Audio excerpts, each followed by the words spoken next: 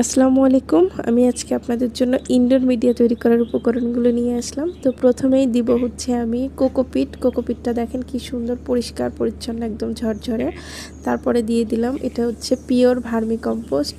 এরপরে দিব হচ্ছে আমি পাতা পচা সার, এটা আমি নিজেই তৈরি করে নেই।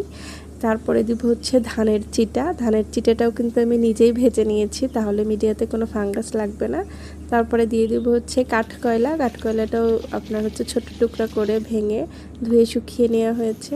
এটা হচ্ছে নুড়ি পাথর, এটাও আমি ধুয়ে শুকিয়ে নিই, তারপরে চেলে পরিষ্কার করে নেওয়া। এটা হচ্ছে সিলেকশন বালি, এটা হচ্ছে চেলে দেওয়া হয়, অতিরিক্ত কোনো কিছু থাকে না এর মধ্যে।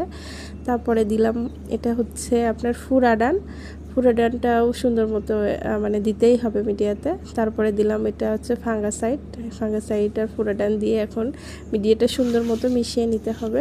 তো আপনারা আমাকে প্রশ্ন করেন যে আমি ইনডোর মিডিয়া কী কী উপকরণ দিয়ে তৈরি করি। তো আসলে সবাইকে তো আমি মেসেজ ওইভাবে রিপ্লাই দিতে পারি না, আমার অনেক সময় কম থাকে, অনেক মেসেজ নিচে চলে যায়। তো আপনাদের জন্য আমি ছোট্ট করে একটা ভিডিও করলাম, আপনারা সবাই কষ্ট করে দেখে